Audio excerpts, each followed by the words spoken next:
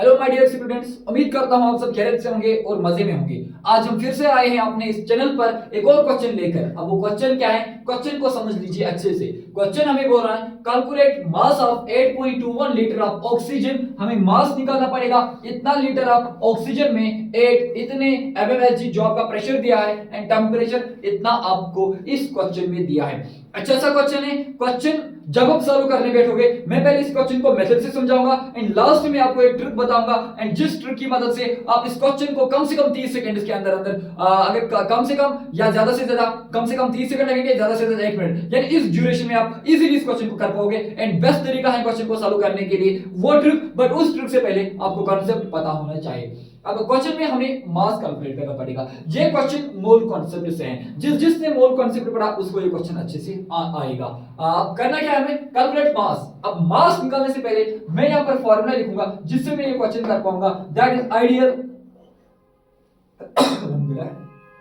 Ideal gas की equation. तो इस क्वेश्चन को किससे करेंगे, आइडियल गैस इक्वेशन से। अब वो आइडियल गैस इक्वेशन आप सबको पता है, that is PV is equal to NRT. अब ये मेरे पास एक इक्वेशन है आइडियल गैस इक्वेशन की। इस इक्वेशन की मदद से मैं इस क्वेश्चन को सॉल्व कर पाऊंगा। पर सबसे पहले बात यहां पर समझे, 76 आपका mmHg दिया है। मैं इसको कोशिश करूंगा, इसे मैं कन्वर्ट करूंगा किसमें, एटमॉस्फेयर में। तो जब भी आप इसको एटमॉस्फेयर में कन्वर्ट करो तो आप देखिए 76 नीचे 760 से डिवाइड करें तो इसका आंसर 0.1 एटमॉस्फेयर आएगा, क्योंकि आपको पता है एक एटमॉस्फेयर 760 mmHg के बराबर है, मिलीमीटर मरकरी के बराबर है। मैंने इसको कन्वर्ट किया तो अब जो मेरे पास टेंपरेचर, अब जो मेरे पास प्रेशर दिया है वो एटमॉस्फेयर में दिया है। तो इक्वेशन को पुट करें, P is equal to nRT। P का मतलब यहां पर प्रेशर। अब क्वेश्चन में कितना प्रेशर दिया है, प्रेशर 0.1 दिया है, बिल्कुल 0.1 एटमॉस्फेयर दिया है। V का मतलब वॉल्यूम, क्वेश्चन ने कितना वॉल्यूम दिया है,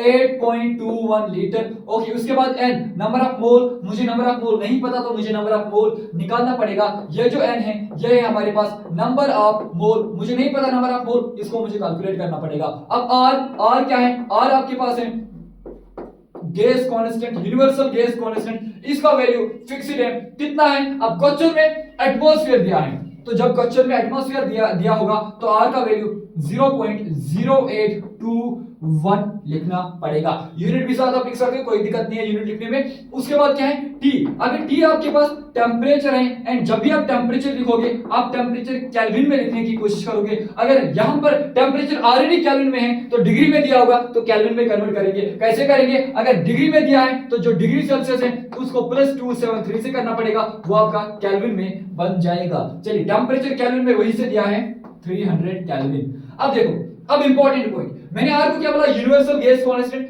अब क्या यूनिवर्सल गैस कांस्टेंट का हमेशा वैल्यू यही रहेगा? नहीं, इट डिपेंड्स अपॉन कि क्वेश्चन में क्या दिया है। अगर क्वेश्चन में पास्कल की बात करें, याद रखना यहां पर इंपॉर्टेंट पॉइंट है, क्योंकि यहां मैक्सिमम बच्चे क्वेश्चन को सॉल्व करने पे गलती करते हैं, क्योंकि उनको आर का वैल्यू पता नहीं कि कब कौन सा वैल्यू पुट करना पड़ेगा। आर का वैल्यू आपका आता है दैट इज 8.314। इस वैल्यू को तब पुट करें जब आपका प्रेशर दिया होगा पास्कल में।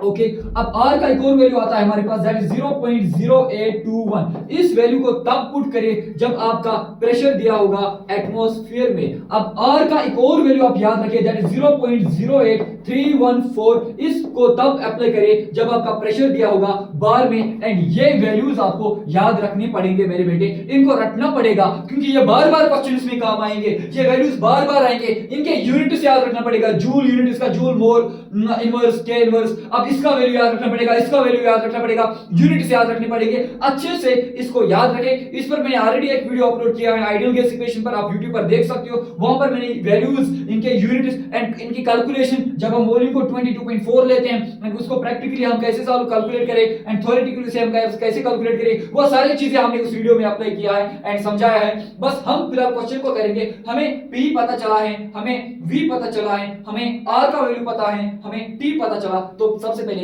मैं नंबर ऑफ मोल निकालूंगा। तो मेरे पास फॉर्मूला है n is equal to PV divide by RT. आप में से बहुत सारे बच्चे बोलेंगे सर हमने तो नंबर ऑफ मोल क्वेश्चन में कैलकुलेट नहीं करना है, हमने तो मास कैलकुलेट करना पड़ेगा। भाई मास के लिए हम सबसे पहले मोल कैलकुलेट करेंगे। तो मोल कैलकुलेट कैसे करेंगे? मुझे नंबर ऑफ मोल निकालना है। क्या प्रेशर दिया है? बिल्कुल कितना दिया है? 0.1 इनटू किसे करेंगे? वॉल्यूम। अरे मेरे बेटा क्वेश्चन में वॉल्यूम कितना दिया है? क्वेश्चन में वॉल्यूम अब यूनिट सेम रखेंगे 8.21 दिया है। डिवाइड किससे करेंगे? और यूनिवर्सल गैस कांस्टेंट। अब क्वेश्चन में एटमॉस्फेयर है तो एटमॉस्फेयर पर आर का वैल्यू लिया जाएगा, एटमॉस्फेयर पर आर का वैल्यू लिया जाएगा। तो लिखिए 0.0821 इनटू टेंपरेचर। अब टेंपरेचर कितना दिया है? 300। अब इसको सॉल्व करिए, तब तक मैं इक्वल मार्कर यहां पर इस्तेमाल करूंगा, चाक इस्तेमाल करूंगा। अब n किसके बराबर आ जाएगा? n इज इक्वल, अब इसको मैं रफली सॉल्व करने बैठूंगा तो ये बन जाएगा मेरे पास 1 इनटू 821। इसे डिवाइड करेंगे तो ये पॉइंट हटा दिया तो यहाँ पर 10 आ गया। बिल्कुल बिल्कुल बिल्कुल बिल्कुल ये पॉइंट हटा दिया। अब नीचे आपके पास 1 2 3 4 तो ये 8 2 1 बना, तो इससे यहाँ पर 1 2 3 4 जीरोस ऐड हो जाएंगे। बिल्कुल इनटू करेंगे।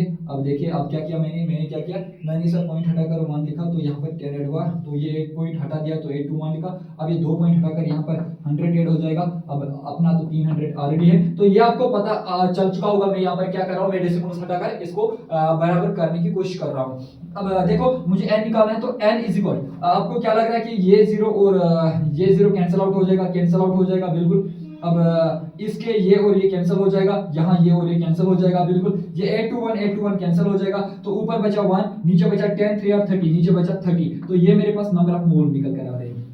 1 डिवाइड बाय 30 मेरे पास नंबर ऑफ मोल निकल कर आ रहे हैं। क्या मुझे नंबर ऑफ मोल निकालने थे? क्या मुझे क्वेश्चन में नंबर ऑफ मोल निकालने थे? अरे नहीं निकालने थे, मुझे मास निकालना था। तो मैंने मोल निकाला, क्या मैं मास निकाल सकता हूं?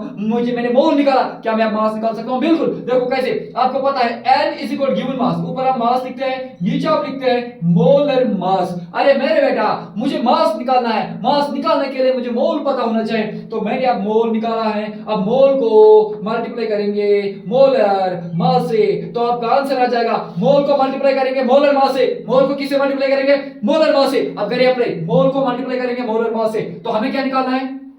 मास निकालना है, हमें मास निकालना है। तो मास कैसे निकालेंगे? मोल इनटू मोलर मास, मोल इनटू मोलर मास, ये फार्मूला बना। तो देखिए मास बराबर आ जाएगा मोल इनटू करेंगे मोलर मास। तो देखिए मास इज इक्वल, मोल कितने हैं? मोल है 1 डिवाइड बाय 30 इनटू करना पड़ेगा मोलर मास। किसका मोलर मास? क्वेश्चन में क्या दिया है? ऑक्सीजन। ये एटम के फॉर्म में नहीं दिया है, एक ऑक्सीजन होता तो 16 लिखते थे, ये 2 ऑक्सीजन है तो 32 आ जाएगा। यहां पर मैं 32 लिखूंगा, तो ये सॉल्व करके बैठोगे तो ये बन जाएगा 32 डिवाइड बाय 30। तो आपका जो मास निकल कर आ रहा है, वो मास जो आपका आ रहा है दैट इज 32 डिवाइड बाय 30। इसे फर्दर सॉल्व करने के बाद जो आपका आंसर आ जाएगा वो आपका मास बन जाएगा। तो हो गया क्वेश्चन कंप्लीट। तो समझ लीजिए क्वेश्चन में क्या करना था, मैंने क्या किया, बस मैं नटशॉट में आपको समझा रहा हूं। मेरे पास क्वेश्चन था कैलकुलेट मास ऑफ इतना 8.21 litre of oxygen at 76 mmHg of 300 degree. अब समझ लीजिए क्वेश्चन में क्या क्या दिया है। जब भी इस तरीके का क्वेश्चन आएगा जिसमें आपके पास टेंपरेचर दिया होगा, बिल्कुल हाँ, जिसमें आपके पास प्रेशर दिया होगा, जिसमें आपके पास यूनिवर्सल गैस कांस्टेंट का हीट दिया होगा, पास्कल दिया होगा, एटमॉस्फेयर दिया होगा, बार दिया होगा, आप P = NRT की इक्वेशन को अप्लाई करिए, आप इजीली कर सकते हो। क्या सर मैं वॉल्यूम निकाल सकता हूं? बिल्कुल निकाल सकते हो, तो जरूरत नहीं थी आगे क्वेश्चंस करेंगे जिनमें हम वॉल्यूम निकालेंगे। इस क्वेश्चन में मुझे क्या निकालना था? अरे मेरे बेटा इस क्वेश्चन में तो मुझे नंबर ऑफ मोल निकालने थे, तो मैंने आइडियल गैस इक्वेशन को अप्लाई किया, मैंने क्वेश्चन को अप्लाई किया। मुझे मास कैलकुलेट करना था, तो मास को कैलकुलेट करने से पहले मैंने मोल निकाला, तो 1/30 आपका मोल आ रहा है। तो जब मैंने मोल निकाला, मुझे अब मास निकालना है, तो मैं मोल को मोलर मास से मल्टीप्लाई करूंगा। मैंने मोल को मोलर मास से मल्टीप्लाई किया, मोल कितने निकले? 1/30, मोलर मास ऑक्सीजन का 32। इसे सॉल्व करके आपका 32 डिवाइड बाय 30 आप कैलकुलेट कर दीजिए, 1 पॉइंट समथिंग आपका आंसर आ जाएगा इसमें। तो इजीली आप इस तरीके के क्वेश्चंस को सॉल्व कर पाओगे। अगर मैं क्वेश्चन को चेंज करके मैं ऐसा करूं कि मैं नंबर ऑफ मोल यहीं से दूंगा, मैं अब ऐसा कुछ करूं कि मैं नंबर ऑफ मोल आपको यहीं से दूंगा, मैं वॉल्यूम कैलकुलेट करने को बोलूंगा, क्या आप कर पाओगे? बिल्कुल कर पाएंगे। क्वेश्चन में तो नहीं बोला था, आगे क्वेश्चंस आएंगे जिन पर हम वॉल्यूम कैलकुलेट करके देंगे। तब तक आप दीजिए इजाजत, अल्लाह हाफिज, थैंक यू।